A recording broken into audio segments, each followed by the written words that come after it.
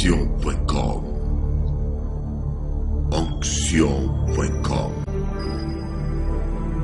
Votre site internet. Onction.com. Louange, prière, enseignement en direct. Connectez-vous sur Onction.com.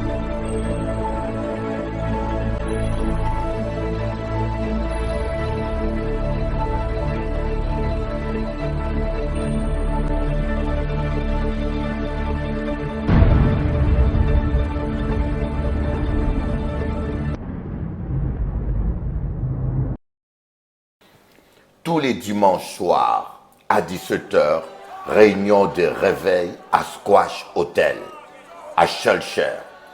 Bishop Eli prêche la parole avec démonstration de puissance.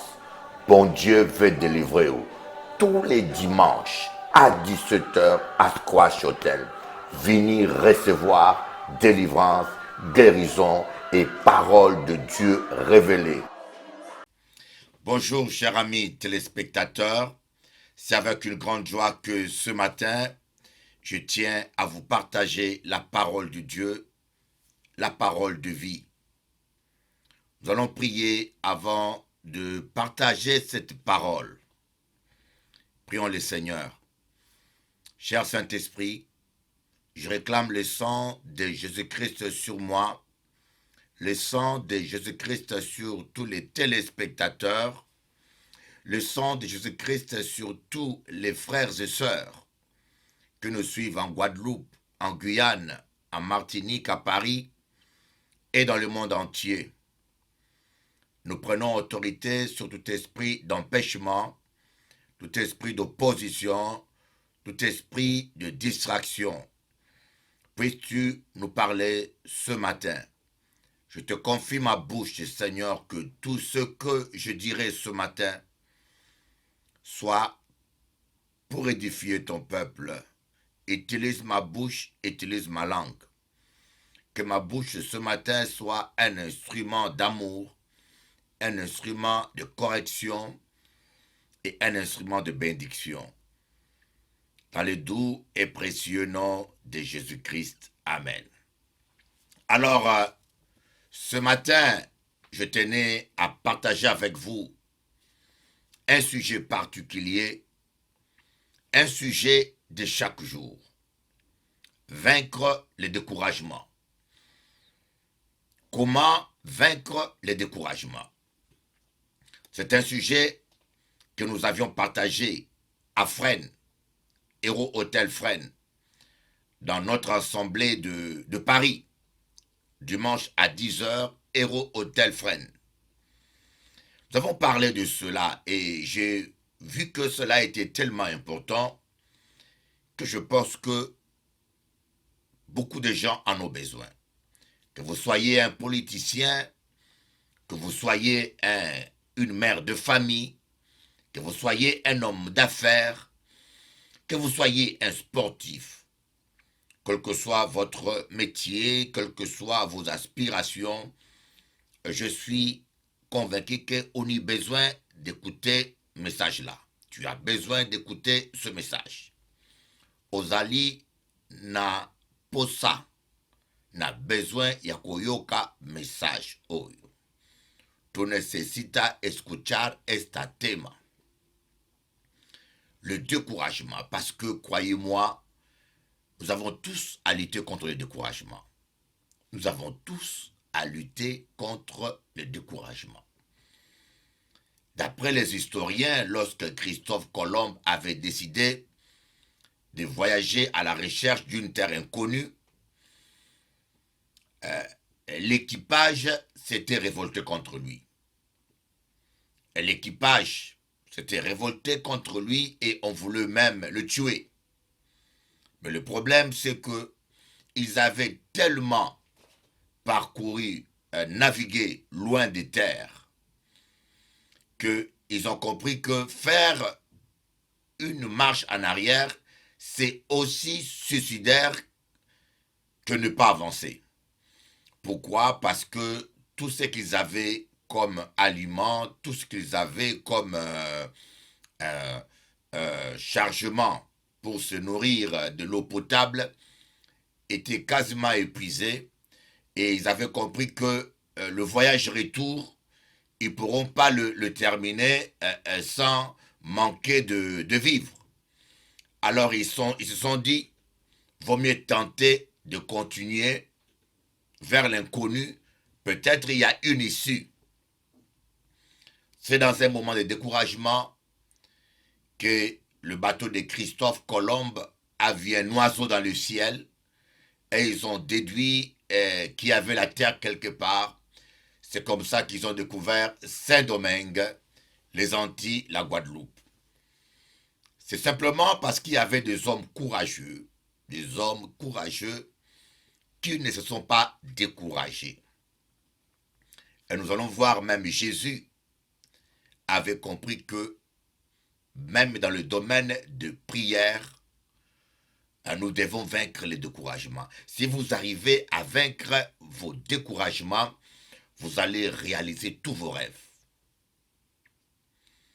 Ça vous paraît un peu excessif, mais je peux vous dire, si vous arrivez à vaincre vos découragements, vous allez réaliser tous vos rêves. C'est la raison pour laquelle dans Luc, Jésus-Christ s'est dit, la parole de Dieu dit, Jésus leur donna une parabole pour leur montrer qu'il faut toujours prier sans se lasser. Jésus leur donna une parabole pour leur montrer qu'il faut toujours prier sans se lasser, autrement sans se décourager. Et pourquoi est-ce que Jésus tenait à ce que ses disciples apprennent à prier, même quand il n'y a pas de résultats, même quand ils ne voient pas les changements, qu'ils continuent toujours à prier sans se décourager. Parce que lorsque vous ne vous découragez pas, vous allez toujours finir par remporter la victoire. Jésus a dit, tout ce que vous demanderez au Père en mon nom, je le ferai. Donc il ne peut pas mentir. Mais le problème, c'est que nous nous décourageons. Avant de vivre les résultats, nous nous décourageons. Nous nous appuyons trop sur ce que nous sentons que sur la parole que nous entendons. C'est exactement la même erreur que Isaac avait fait. Il s'est appuyé sur la peau de bélier qui était sûre. Jacob, au lieu d'écouter la voix de Jacob, s'il avait pris, il s'était appuyé sur la voix de Jacob, il aurait compris qu'il était victime d'un mensonge. Mais il a préféré s'appuyer sur ce qu'il sentait. Il a confondu Jacob et Ésaü. Moi, je dis ça, pas découragé. Pas découragé. Tu as la victoire et je crois tu as la victoire. Pas découragé pour tes enfants, pour l'éducation de tes enfants, pour la recherche de ton travail, pour les difficultés que tu traverses dans ton mariage, pour la situation économique que tu traverses. Pas découragé. Rappelle-toi, depuis que tu es né, combien de fois tu as triomphé. Si encore aujourd'hui tu peux m'écouter, c'est que tu as traversé des problèmes et tu t'en es sorti. Tu vas t'en sortir. Ne te décourage pas. Bon, c'est quoi en effet le découragement? On va définir c'est quoi le découragement. Le découragement est un état mental ou spirituel d'un homme qui ne croit plus à la victoire. C'est un peu ça. Le découragement va de pair, le découragement est consécutif à la perte de la foi. Moi, du découragement, c'est situation à mon là qui pas qu'à quoi à la victoire. Là où pas qu'à quoi à la victoire ou découragé, ou pas ni raison de lutter et de persévérer. C'est ça le découragement. Et je vous dis, même moi qui vous parle, des fois, j'ai à lutter contre le découragement. Nous aurons tous à lutter contre le découragement, mes amis. Nous avons tous à lutter contre le découragement. Il y a toujours un domaine de la vie où l'ennemi vient, où nous avons à buter contre un mur, où nous avons à combattre, mes amis. Mais celui qui croit à la fidélité de Dieu ne baisse pas les mains. Et nous allons voir les différentes causes, 7 causes de découragement. Pourquoi les gens se découragent? Pourquoi on l'a découragé? Première cause, mauvais diagnostic. Le mauvais diagnostic, c'est souvent lorsque on a un échec. Lorsque on vit un échec et on ne sait pas pourquoi on vit l'échec. Et la plupart des fois, on cherche à diagnostiquer, à savoir pourquoi moi échoué, pourquoi j'ai échoué. Alors, lorsque tu fais un mauvais diagnostic, il y en a qui disent j'ai échoué parce que je ne suis pas capable. Vous voyez, vous pouvez être intelligent et échouer un examen. Vous pouvez être intelligent et échouer un examen. Ce n'est pas parce que vous avez échoué que vous êtes obligatoirement bête. Vous pouvez avoir échoué parce que vous n'avez pas pris le temps d'étudier. Vous n'avez pas pris au sérieux le temps d'étudier, mais vous êtes un élève, un étudiant intelligent. Mais quand vous faites les mauvais diagnostics, vous pensez que vous avez échoué parce que vous n'avez pas de capacité, et là, automatiquement, vous vous découragez. Vous vous rejetez vous-même, et vous doutez de vous-même. Et vous pouvez être une bonne épouse, mais votre couple chavire. Vous voyez, vous pouvez être un bon époux et votre couple chavire. Moi, je connais une femme qui a commencé à douter d'elle. Elle dit, Bishop Eli, je ne suis pas belle. Je ne suis pas belle parce que mon mari va vers une autre femme. Et ça arrive à beaucoup de femmes. Certaines femmes arrivent même à douter d'elle parce que son mari va ailleurs. Elle dit, peut-être que je n'assume pas bien, peut-être que je ne suis pas assez gentil, vous voyez. Mais j'aimerais vous dire, vous pouvez être la femme la plus gentille, la plus douce, la plus belle du monde. Lorsque vous êtes marié avec un cochon reste un cochon. Ne laissez pas le diable vous culpabiliser. C'est vrai, il y a des femmes qui perdent leur mari parce qu'elles ont manqué de sagesse ou pour diverses raisons. Mais ne vous culpabilisez pas. Voyez, imaginez-vous qu'une femme arrive à penser que mon mari s'en va ailleurs parce que je ne suis pas belle ou parce que je ne suis pas ceci. Elle se remet en question, elle fait un mauvais diagnostic. Automatiquement, elle va se décourager. Certaines femmes ont dit tous les hommes sont mauvais. Elles ont fait un mauvais diagnostic. Tous les hommes sont mauvais. Je connais une sœur qui m'a dit, mais Bishop Eli, chaque fois, je tombe sur des hommes mauvais. Chaque fois, je tombe sur des hommes mauvais. Je n'ai pas de chance. Je n'ai pas de chance. J'étais avec un tel, il m'a lâché, et sans raison. J'étais avec un autre, il m'a lâché, et sans raison. J'étais avec un autre, il m'a lâché, et sans raison. Donc, je n'ai pas de chance. Voilà un mauvais diagnostic. Et quand je commençais à parler avec elle profondément, et je me suis rendu compte que ce sont des hommes qu'elle rencontre en boîte de nuit. Des hommes superficiels, menteurs, irresponsables. Vous voyez, quand un homme a tout le temps pour danser en boîte de nuit, il n'a pas le temps de travailler, c'est un coureur. Je dis, ma soeur, ce n'est pas que tu n'as pas de chance. C'est que tu vas au mauvais endroit et tu fais de mauvais choix.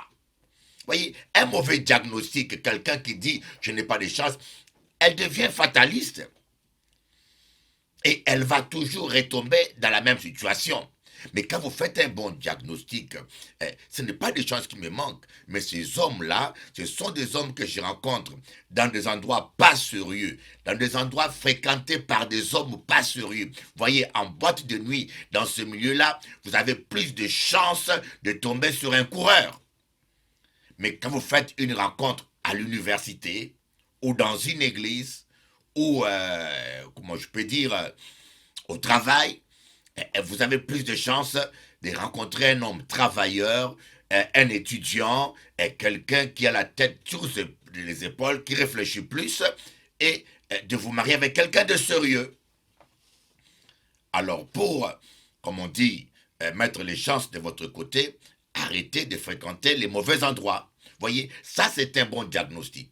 Mais des fois, nous faisons le mauvais diagnostic et c'est l'une des raisons pour lesquelles nous échouons. Rappelez-vous des enfants d'Israël, lorsqu'ils sont allés faire la guerre contre Haï. Ils ont eu la victoire, ils ont eu des victoires extraordinaires et spectaculaires, mais arrivés devant Haï, ils ont échoué, ils ont été battus. Voyez, ça traumatisait le peuple, c'est traumatisant l'échec. Voyez, l'échec lui-même n'est pas dangereux. J'aimerais vous dire une chose, l'échec lui-même n'est pas dangereux.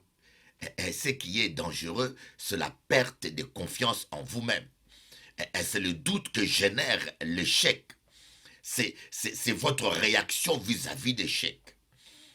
La plupart des gens qui ont remporté des grandes victoires, ce sont des gens qui ont échoué au début.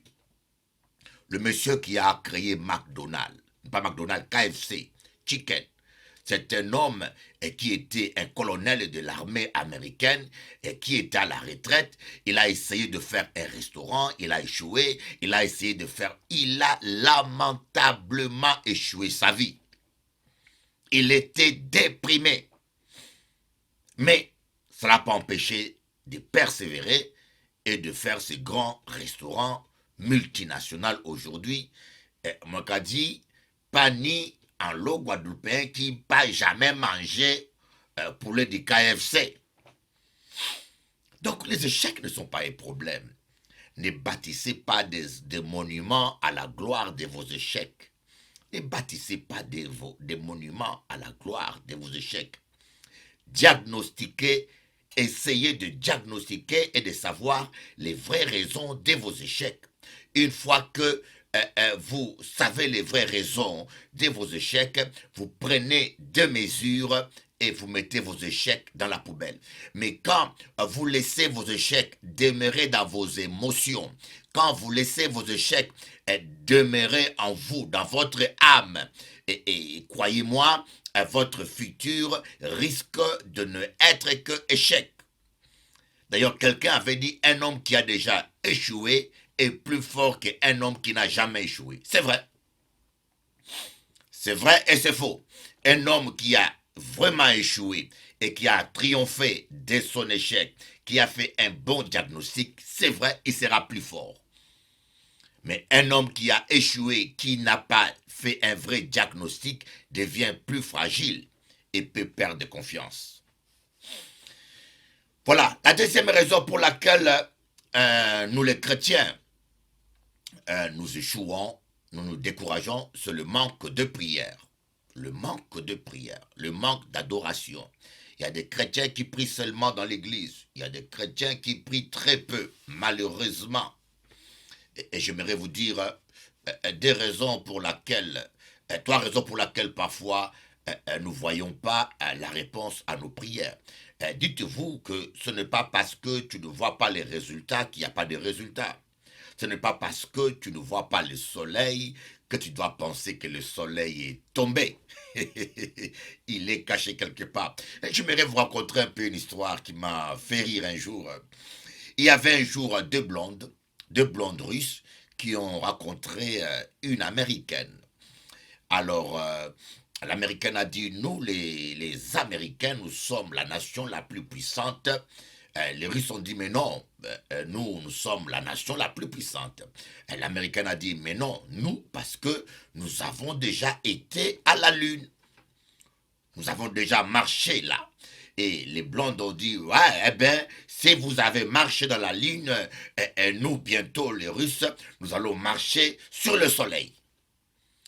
Alors l'américaine s'est mise à rigoler, elle a dit waouh, waouh, waouh, waouh, waouh, waouh, quelle bêtise! Vous allez marcher sur le soleil où il fait chaud, ça brûle. Comment vous allez marcher sur le feu? Les blondes ont dit mais non, nous n'irons pas les jours, nous allons marcher la nuit sur le soleil. Pour vous dire, Et il y a un mensonge grave que le Coran enseigne. Un mensonge grave. Le Coran dit que le soleil se couche dans une source boueuse de la terre. Toute personne qui comprend l'arabe peut me le confirmer. Le Coran dit que le soleil se couche dans une source boueuse de la terre. Lorsque les musulmans, les mahométans voyaient le soleil se coucher, ils avaient l'impression que le soleil rentrait dans une source boueuse de la terre quelque part.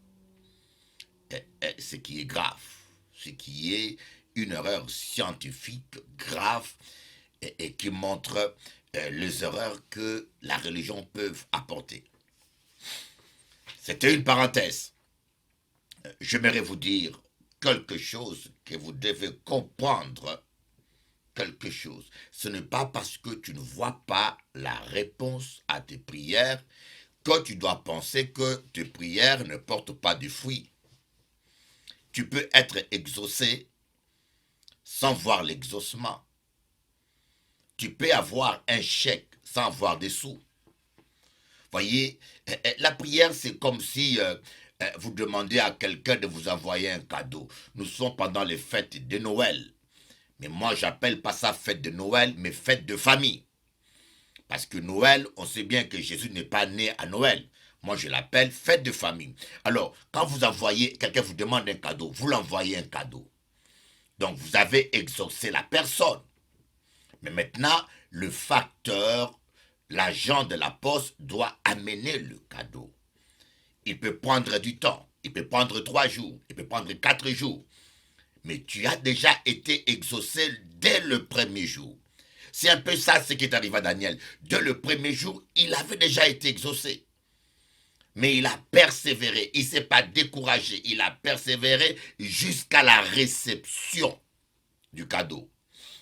Donc ce n'est pas parce que tu n'as pas vu la guérison ou tu n'as pas vu le changement ou tu n'as pas vu ce que tu as demandé avec tes 2 yeux que tu dois croire que Dieu ne t'a pas exaucé. Alléluia.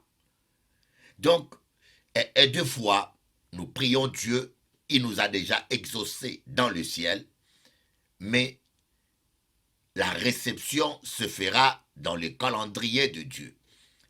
Imaginez-vous que Dieu a prévu que tu te maries en l'an 2020. Parce que c'est en l'an 2020 que ton futur mari va se convertir. Ça, c'est le plan de Dieu. Et toi, nous sommes en l'an 2016, tu rentres en jeûne, tu pries Dieu, Seigneur, je vais me marier, et Dieu t'exauce. Et Dieu t'exauce. Mais dans le plan de Dieu, ton mariage va s'effectuer en l'an 2020 parce que Dieu va convertir ton mari en l'an 2020. Mais ce n'est pas parce que ton mariage semble tarder. En 2017, il n'y a personne. 2018, il n'y a personne. 2019, il n'y a personne que vous devez penser que Dieu ne vous a pas exaucé. Notre Dieu est celui qui exauce les prières. Amen. Donc parfois la chose se fera dans le temps de Dieu. Et deuxièmement, parfois c'est parce qu'il y a une opposition spirituelle. Il y a un combat spirituel. Nous avons vu que lorsque Dieu avait exaucé Daniel, il y avait un combat spirituel dans le ciel.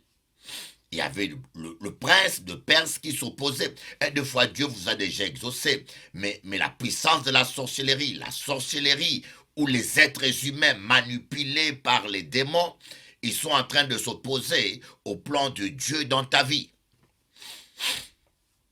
C'est en ce moment-là que vous devez jeûner. Et c'est en ce moment-là que vous devez louer. Et parce que Dieu ne peut pas nous bénir injustement. La justice de Dieu fait que Dieu nous donne gratuitement, mais nous devons récolter ce que nous avons semé. Si vous persévérez, si vous gardez bien ce que vous avez reçu, vous allez voir la victoire. Mais si vous baissez le main, vous vous découragez, Dieu sera désolé et sa justice va permettre que vous ne puissiez pas vivre sa gloire.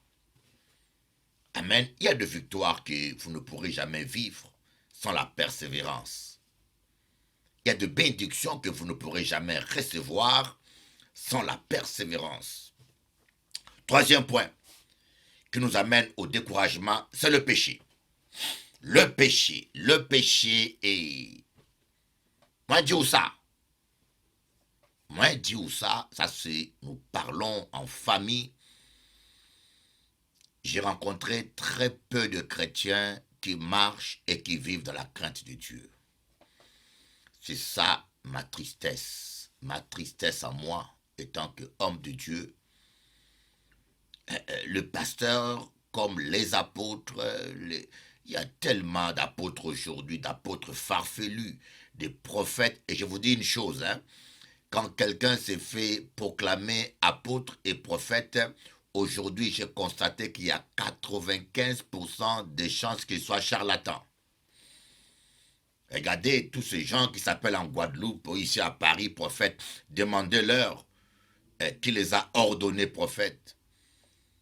Par quel collège apostolique ont-ils été reconnus prophètes? Le problème que nous avons toujours, des chrétiens sont sans intelligence parfois. Quelqu'un se nomme prophète, demandez-lui qui vous a reconnu, quel est le collège apostolique. Il y avait un collège apostolique dans la Bible, hein. Lisez les actes des apôtres, on reconnaissait les prophètes.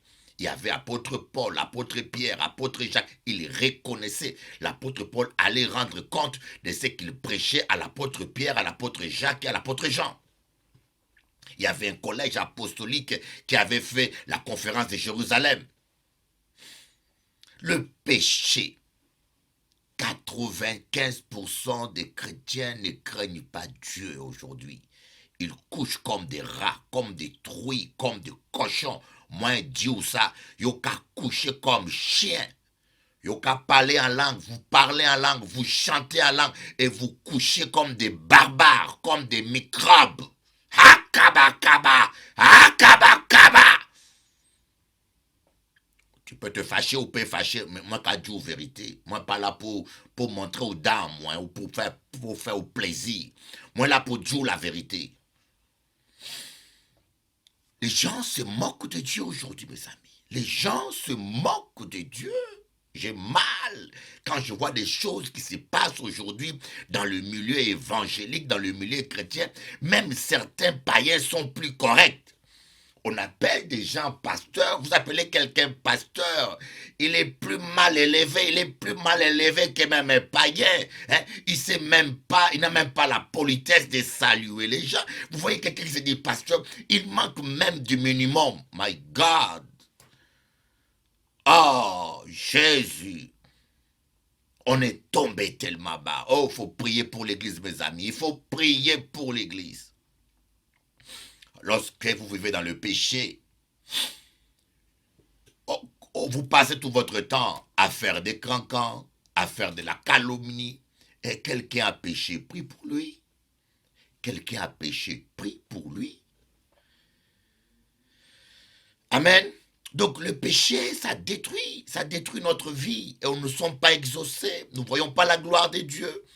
Et en fin de compte, on se décourage. On voit que lorsque notre Josué avait vécu un échec, il était abattu. Il était découragé. Il est allé pleurer dans la présence de Dieu et Dieu lui a dit, Israël a péché.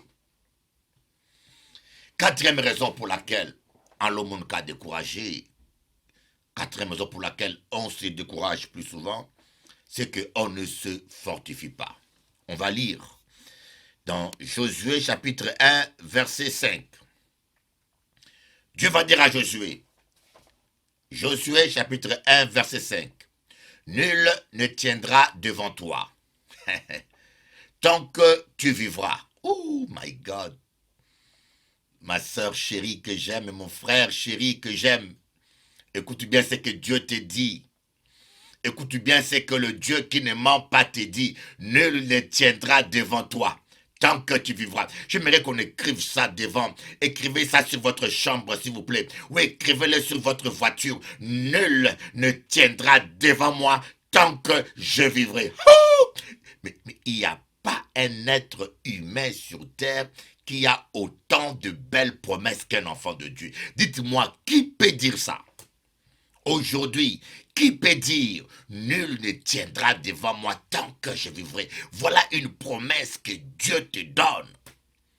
Je serai avec toi comme j'ai été avec Moïse. Je ne te délaisserai point, je ne t'abandonnerai point.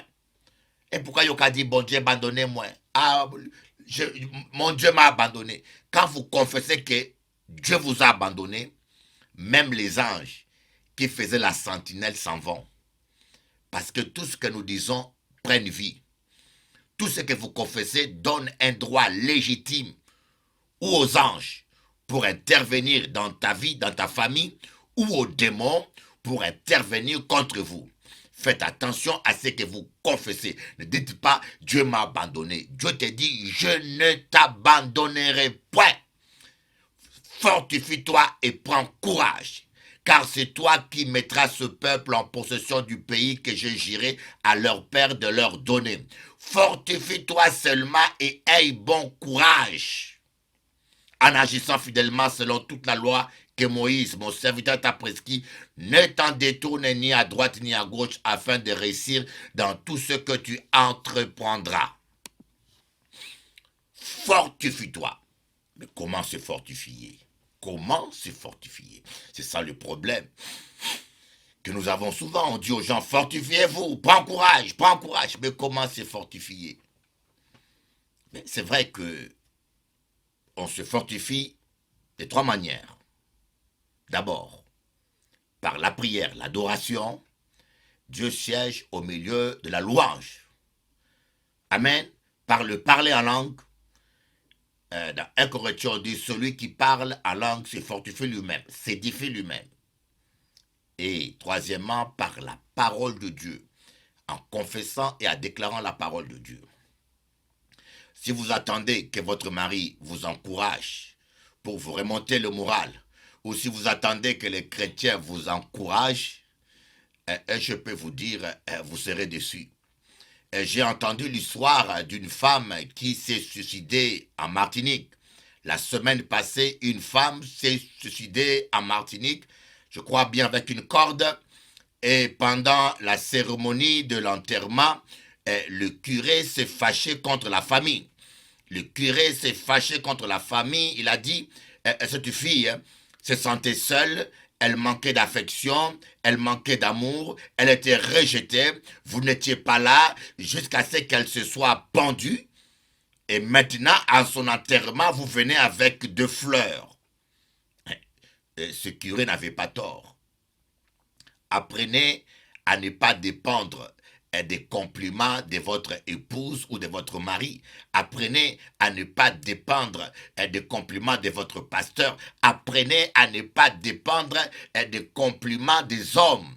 Oh, croyez-moi, les hommes aiment seulement parler du bien des morts. Voilà, quand quelqu'un est mort, c'est là où on trouve toutes ses qualités et c'est là où on rappelle ce qu'il a fait de bien.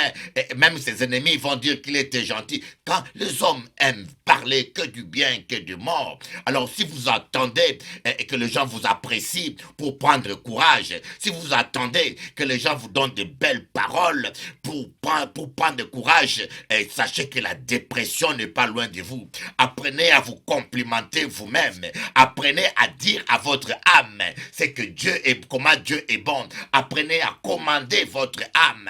Apprenez à parler à votre âme. Mon âme ne pleure pas, loue l'Éternel, car il m'a fait du bien. Comme David disait dans le psaume 46 ou 45, mon âme 145, pourquoi t'as battu sur moi? Loue l'Éternel. Apprenez à vous complimenter vous-même. Apprenez à vous complimenter avec la parole de Dieu. Je suis ce que la parole de Dieu dit.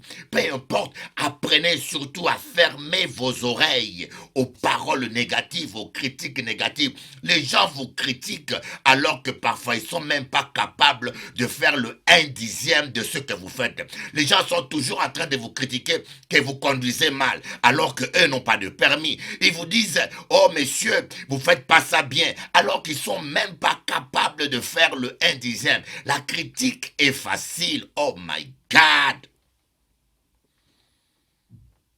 Apprenez à vous fortifier vous-même, à vous encourager vous-même. Fortifiez-vous. Cinquième point pour lequel beaucoup de gens se découragent, nous allons voir, c'est le manque de repos. Et Jésus s'est reposé. C'est la raison pour laquelle dans Ésaïe 30, verset 15, Ésaïe 30, verset 15, Ésaïe dit, c'est dans la paix, dans le repos et dans le calme que se trouve votre force. C'est dans le repos et dans le calme que se trouve votre force. Vous avez besoin d'être dans le repos et dans le calme pour puiser votre force, pour renouveler votre force, mes amis. Il y a trop de chrétiens agités, il y a trop de pasteurs, et puis l'une des erreurs, vous allez voir pourquoi beaucoup de pasteurs dépriment aujourd'hui, des serviteurs en général, et beaucoup même des femmes de pasteurs craquent, c'est parce que si vous êtes un pasteur, vous m'écoutez, prenez du temps pour être en repos avec votre famille. Vous aimez l'œuvre de Dieu, vous aimez le ministère, mais vous devez aussi prendre soin de vous et de votre famille. Quand c'est les vacances, prenez un petit moment pour être avec les enfants et ta femme un peu retirée, vous reposez de tout, éteignez le portable, essayez d'être dans le calme. C'est lorsque Jacob était dans le calme, qu'il s'était endormi sur une pierre, qu'il a vu l'échelle descendre du ciel, que Dieu est venu lui parler, que Dieu est venu lui fortifier. Des fois, Dieu veut nous parler, mais nous ne sommes jamais dans le calme. Des fois, Dieu veut nous renouveler, mais nous ne sommes jamais dans le calme. Les gens sont devenus trop activistes. Beaucoup de serviteurs de Dieu sont tout le temps dans les activités, dans le voyage. Prenez le temps et surtout, prenez le temps d'être seul avec votre épouse. Donnez du temps à votre épouse. Vous vous êtes marié, alors occupez-vous de votre épouse. Cela est agréable à Dieu. Prenez une semaine à la campagne, prenez une semaine à la plage, prenez une semaine à la montagne. Retrouvez-vous seul. Parlez des oiseaux, parlez des fourmis. Ne parlez pas des factures, ne parlez pas des problèmes. Parlez un peu de la vie. Prenez le temps de vivre. Sinon, c'est la dépression. Sixième raison pour laquelle on se décourage, c'est la mauvaise interprétation des événements et des circonstances. Vous savez, la Bible dit que les voix de Dieu sont élevées au-dessus de nos voix. Les voix de Dieu sont élevées au-dessus de nos voix. Imaginez-vous, Joseph, il reçoit une prophétie, on lui dit, Joseph, tu seras prince en Égypte. Tu seras prince en Égypte. Alléluia. Joseph, tu seras prince en Égypte. Mais Joseph s'attendait peut-être qu'un général allait le recruter pour suivre une formation militaire. Ou Joseph attendait peut-être, je ne sais pas, que son père allait l'envoyer dans une grande école de savants. Mais non, le chemin, les circonstances étaient toutes contraires à la prophétie. Il s'est retrouvé comme domestique. Mettez-vous à la place d'un jeune homme comme Joseph. Mettez-vous à la place d'un jeune homme comme Joseph. On lui dit que tu seras prince en Égypte. Tu te retrouves en Égypte. Tu dis, waouh, mais tu m'avais dit ça. Tu te retrouves comme domestique dans la maison de l'intendant de Pharaon.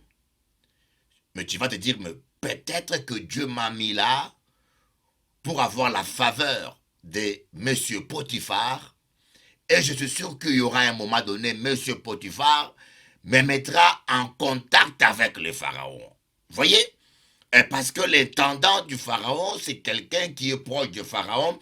Et quand Joseph plaisait à cet homme-là, sûrement il s'est dit que sûrement cet homme-là va me rapprocher du Pharaon ou va me demander un jour d'aller chez Pharaon. Et c'est comme ça que l'affaire va se faire. Sûrement Joseph rêvait de quelque chose de pareil. Mais à sa grande surprise, Madame Potiphar va commencer à traîner ses fesses dans la maison, à montrer ses jambes démoniaques, à montrer ses seins, à montrer son corps.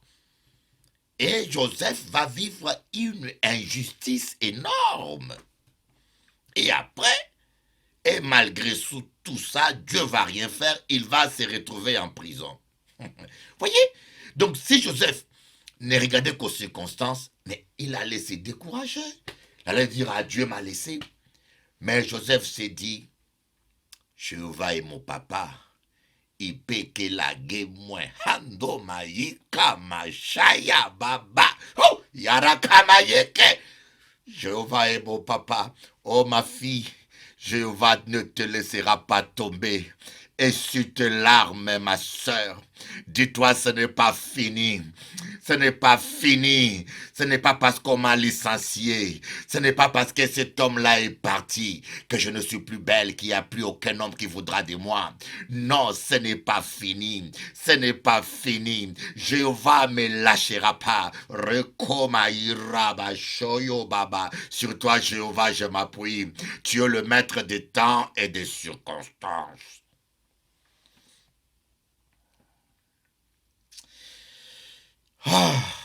Oh, je sens l'onction de Dieu, je sens quelque chose qui bouillonne en moi. Ce n'est pas fini pour toi, ma petite sœur, mon petit frère. Et après, Joseph va se retrouver en prison. Il va avoir deux personnes. Comme Christ à la croix, il y avait deux personnes à gauche et à droite. Joseph est en prison aussi, il avait deux personnes à gauche et à droite. Il va interpréter le songe. Exactement. Et ce qu'il va dire va se réaliser. Il va dire, l'un des prisonniers était mort, perdu, et l'autre était sauvé. Il a retrouvé sa place auprès de Pharaon. Exactement comme Christ. Un des prisonniers qu'il a insulté est allé en enfer, et l'autre qu'il a reconnu a été au paradis avec lui. Mais qu'est-ce qui va se passer? Joseph va dire à ce monsieur, lorsque tu seras près de Pharaon, pense à moi, rappelle-toi de moi. Mais le monsieur, une fois qu'il a été chez Pharaon, il a oublié Joseph. Vous voyez, l'ingratitude, il n'y a pas que toi qui as vu ça. L'ingratitude, il n'y a pas toi qui as vécu ça. Même Jésus à la croix s'est retrouvé avec Jean. Parmi les 12 disciples, il n'y avait que Jean qui est resté avec lui. L'ingratitude est dans la race humaine. Arrête de te plaindre de tous ces gens ingrats qui te lâchent, qui t'attaquent, qui te méprisent. Faites du bien et attendez-vous seulement à Jéhovah. Il te le rendra. Voyez, ne regardez pas aux circonstances. Et dernier point, qui est le point 7. Les échecs. Les échecs nous découragent. Le plus grand dégât que font les échecs, c'est détruire notre foi. Quand vous échouez et vous ne savez pas pourquoi vous échouez, vous pouvez arriver à un point où vous doutez même de vous-même. Vous doutez de vos capacités et vous ne croyez plus que c'est possible. Et j'aimerais vous dire, c'est encore possible. Le Fils de Dieu a vaincu le monde. Jésus a vaincu Satan. C'est encore possible. Voyez, rappelez-vous de vos victoires. Ne vous rappelez pas de vos échecs. Lorsque David est arrivé devant Goliath, il a commencé par fortifier sa foi. Il a commencé à confesser la parole de Dieu, à déclarer la parole de Dieu, à déclarer la victoire. Votre futur n'est pas dans les cieux, votre futur est dans votre bouche. Vous allez vivre ce que vous déclarez. Et David a rappelé à Goliath, moi j'ai tué lion. Moi j'ai tué lion, moi j'ai tué lion, moi j'ai tué l'ours. Et moi qu'à couper tête, couper tête à Goliath, couper. Voyez, David s'est rappelé de ce que Dieu Tout-Puissant a fait pour lui. Rappelez-vous de vos victoires. Rappelez-vous. Oubliez vos échecs. Il y en a qui parlent toujours de leurs échecs. Moi, pas ni chance. Moi, pas... Oubliez vos échecs. Pensez toujours à ce que Dieu a fait. Mon âme bénit l'Éternel et n'oublie aucun bienfait. Aucun de ses bienfaits. Moi, aimez-vous. Je vous aime. Que Dieu vous bénisse. Et puis, bonne fête de famille. Pas Noël. Bonne fête de famille. Le jour de Noël, moi, je la fête comme fête de famille. C'est une occasion de se retrouver en famille. Et c'est une occasion où je rappelle à mes enfants, à tout le monde, qu'un sauveur était né un jour. Pas le jour de Noël. Il était né un jour sur terre pour sauver l'humanité. Que Christ naisse dans vos cœurs. De tout mon cœur, je vous aime et je vous bénis. Consolez-vous avec cette parole. Que Dieu réalise vos rêves et priez pour moi. Et j'aimerais pardonner à tous les gens en Guadeloupe qui ont parlé mal de moi, qui ont menti sur moi, qui m'ont donné des maîtresses alors qu'ils ne peuvent même pas citer un seul nom. Je vous pardonne. Il y a beaucoup d'aventuriers qui font des bêtises, mais vous ne les attaquez pas. Vous préférez attaquer Bishop Eli qui vous dit la vérité. Mais je vous pardonne. Je vous pardonne de tout mon cœur. Que Dieu ne tient pas compte de votre méchanceté, de vos langues méchantes. Et je lance encore un défi. S'il y a un homme en Guadeloupe qui peut me donner le nom d'une maîtresse, je suis prêt à l'écouter. Alléluia. Que Dieu vous pardonne. Passez une année formidable et soyez bénis. À bientôt.